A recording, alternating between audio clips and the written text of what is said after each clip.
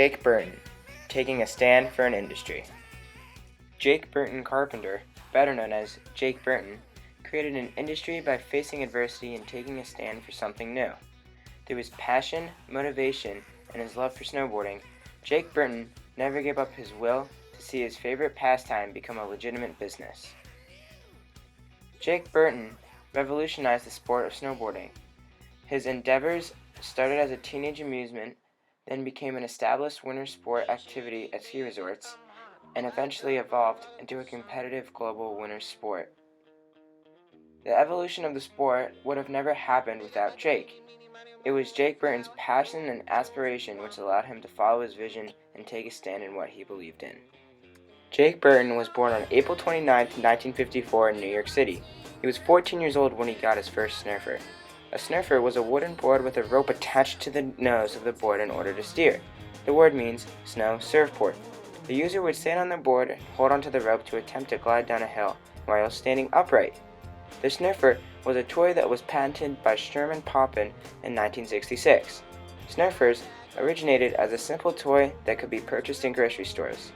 As a teen, Burton loved his snurfer.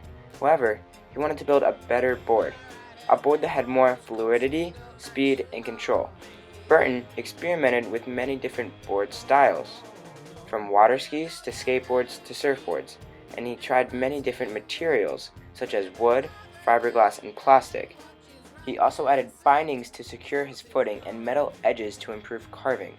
Over the first 10 years, Jake Burton created over 100 different prototypes before producing the Burton Backhill, one of the first Burton snowboards.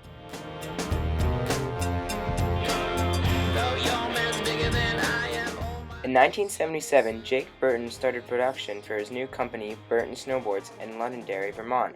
During the first few years of the company, Jake borrowed the use of a factory during the very late hours of the day, typically from 10 at night to 4 in the morning. He never gave up his passion even through the late hours of the night. He sold boards out of his workshop, barn, trade shows, and through the mail. In the early years of the company, when sales were very low, he would even go door to door selling snowboards.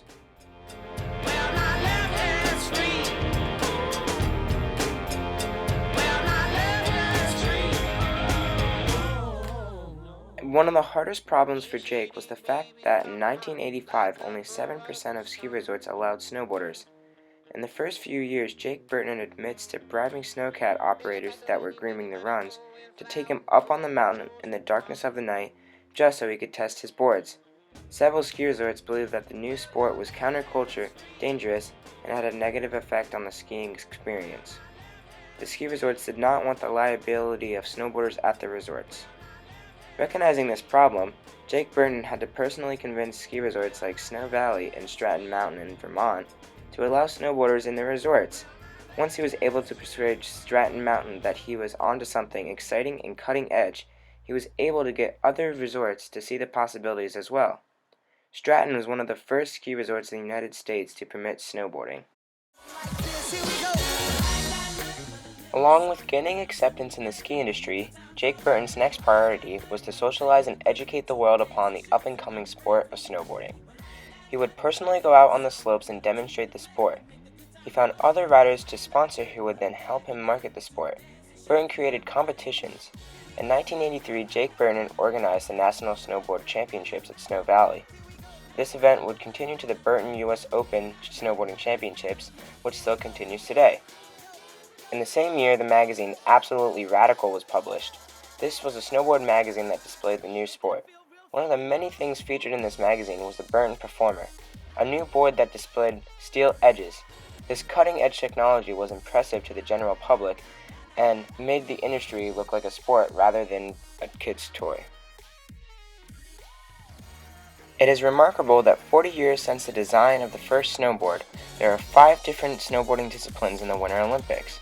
There's giant parallel slalom, half-pipe, parallel slalom, slopestyle, and snowboard cross.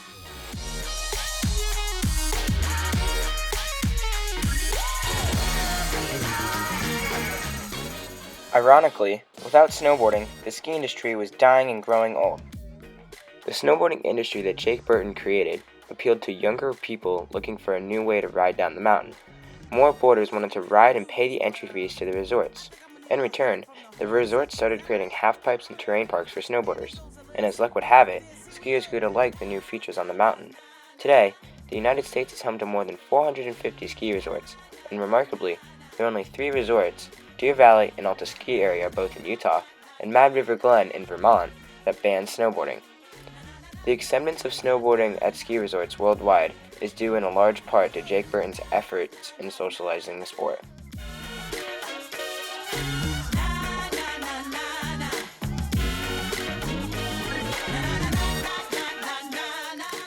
Once Jake Burton created the new industry of snowboarding, he never stopped evolving the sport and its environment. He just kept experimenting and creating new types of snowboards and new competitions. In addition to the sales of snowboards, Jake Burton had also created an entire marketplace of boots, bindings, bags, clothing, and accessories. It is important to note that Burton is not the only person to create snowboards.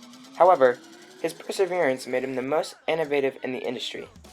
He evolved the sport from a kid's toy and fad, and brought the sport to an international competitive stage. He helped pioneer a sport where none existed, and created a lifestyle in the process. His critics were abundant yet. Remarkably, Burton's drive and enthusiasm led him to frontiers that others never saw as possible.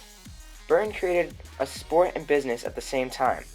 Today, Burton remains committed to developing new ideas and technologies in the sport of snowboarding and discovering what the next great possibility is. By taking a stand in history, Jake Burton forged a nameless sport and industry with unknown possibilities and continues to take an unflinching course into the future.